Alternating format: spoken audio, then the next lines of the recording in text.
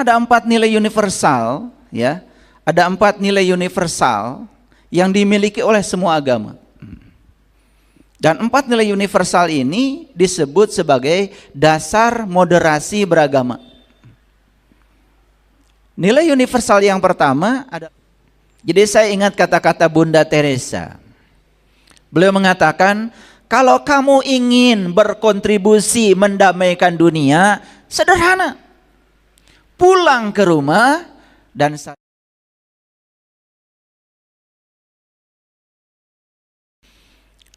cita-cita yang paling besar dari Nabi Muhammad itu ingin menjadikan Islam sebagai rahmatan lil alamin. Itu cita-cita yang paling besar. Kalau Islam ini harus jadi rahmat bagi alam, berarti bukan sekedar rahmat untuk makhluk hidup. Karena alam itu bukan sekedar makhluk hidup. Bukan sekedar manusia, bukan sekedar binatang, bukan sekedar tumbuh-tumbuhan. Alamin itu dari kata alamat. Alamat itu adalah ciri bahasa Arab. Jadi alamin, rahmatan lil alamin. Rahmat itu artinya cinta.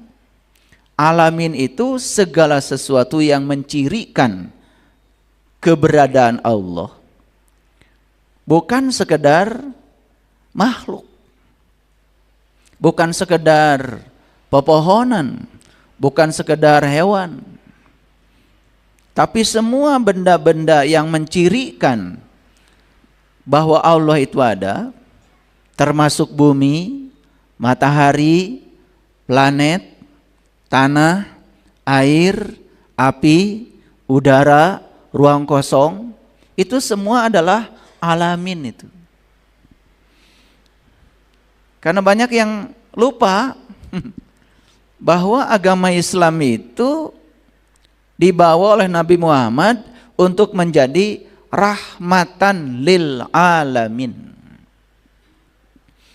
Ada yang bertanya sama saya, kenapa saya memberi salam pada semua orang yang berbeda keyakinan? Saya ingin menunjukkan bahwa sebetulnya Islam itu rahmatan lil alamin. Jadi kalau ada orang yang melarang saya memberi salam pada orang yang berbeda keyakinan, itu sudah melanggar cita-cita Nabi Muhammad sendiri. Saya memberi salam pada orang lain yang berbeda keyakinan, kan saya tidak mengubah keyakinan saya. Saya menyampaikan selamat hari ibu juga, saya tidak jadi ibu-ibu. Betul nggak?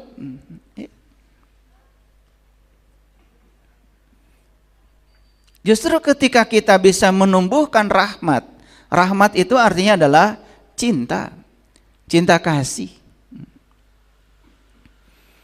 Karena ada 4 nilai universal, ya, ada 4 nilai universal yang dimiliki oleh semua agama. Dan 4 nilai universal ini disebut sebagai dasar moderasi beragama. Nilai universal yang pertama adalah kasih sayang. Tidak ada satu agama pun yang datang ke dunia ini tidak mengajarkan kasih sayang. Semua mengajarkan kasih sayang. Nilai universal yang kedua yang dibawa oleh semua agama adalah nilai-nilai perdamaian. Perdamaian. Dan saya yakin semua agama, siapapun pembawanya, pasti mengajarkan kedamaian. Tidak ada agama yang mengajarkan berperang, tidak ada agama yang mengajarkan membunuh orang, tidak ada agama yang mengajarkan melukai orang, merendahkan orang, tidak ada. Jadi jangan salahkan agama. Yang salah itu penganutnya tidak mengerti esensi agama. Yang ketiga, nilai universal dari semua agama adalah kesetaraan. Bahwa semua orang itu setara. Tidak ada yang lebih istimewa dari yang lain. Semua makhluk juga setara. Sama pentingnya dihadirkan Allah di semesta ini. Kangkung penting nggak? Penting. Genyer, salada, timun, mereka tuh penting semuanya. Kan tidak ada yang dihadirkan di semesta tidak penting. Kita lupa bahwa kita mengatakan diri kita lebih mulia daripada makhluk yang lain. Sehingga kita dengan sewenang-wenang ya memperlakukan makhluk yang lain di luar diri kita semaunya kita. Sehingga tidak ada penghormatan pada makhluk yang lain. Itu kan masalah kita sendiri.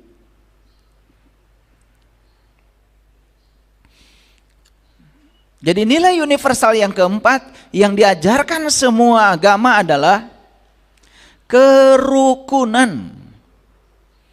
Tidak ada agama di semesta ini yang tidak mengajarkan rukun. Jadi ada 4 nilai universal yang diajarkan semua agama. Yang pertama adalah kasih sayang. Yang kedua adalah perdamaian. Yang ketiga adalah kesetaraan. Dan yang keempat adalah kerukunan. Allah sendiri yang mengatakan, ya, inna akramakum indallahi atqakum. Memang ada keistimewaan dari Allah. Manusia yang paling mulia bagi Allah adalah mereka yang bertakwa. Nah, itu harus dimengerti takwa itu apa. Takwa itu hurufnya aja ada 4. Yang pertama tawadu. Tawadu itu rendah hati, gak sombong,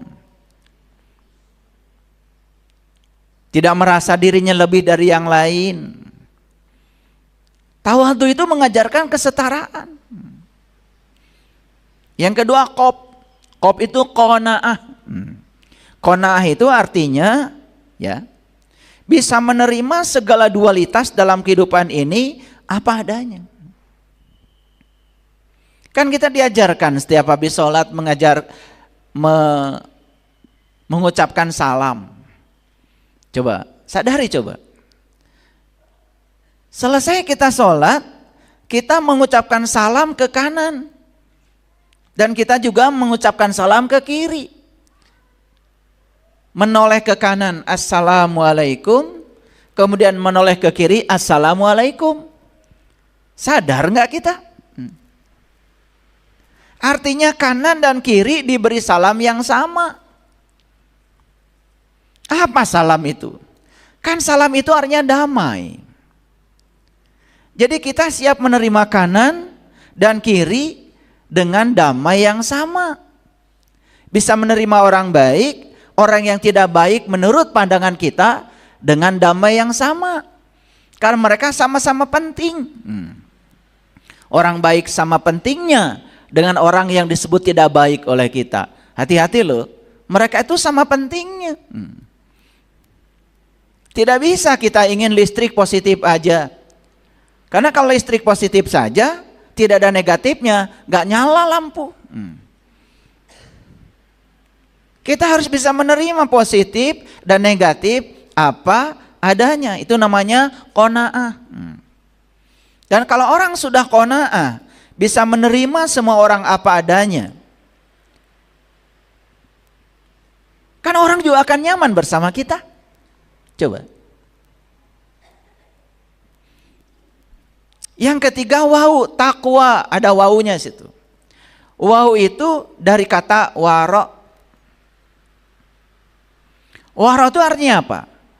Waro itu memiliki rasa malu oleh diri sendiri, rasa malu oleh sesama, lebih jauh lagi punya rasa malu sama Allah. Di dalamnya ada kata kunci dalam rasa malu itu yang disebut dengan syukur.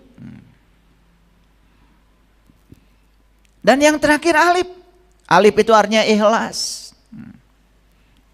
Saya yakin ya, apapun agama orang, siapapun mereka, kalau dia itu tawadu, waro, qanaah, dan ikhlas, pasti akan mencerminkan aura positif itu.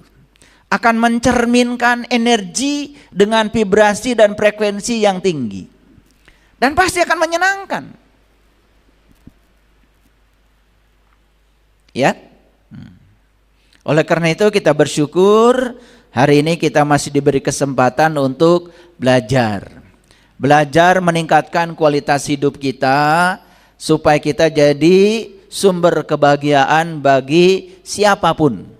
Setidak-tidaknya mulai sekarang coba tekadkan, saya harus menjadi sumber kebahagiaan bagi diri saya, bagi keluarga saya, itu aja dulu.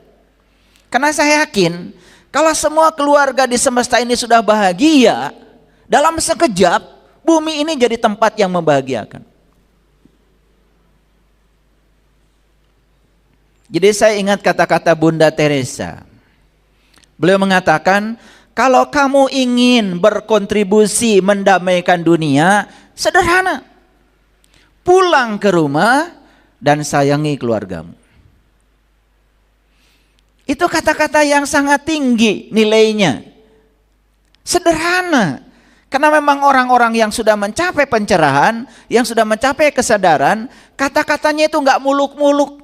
Sederhana tapi paten. Kalau kamu ingin berkontribusi mendamaikan dunia, tidak usah bikin ormas, tidak bikin organisasi, tidak usah bikin pondok pesantren, nggak usah bikin sekolah, pulang ke rumah, sayangi keluargamu. Keren nggak?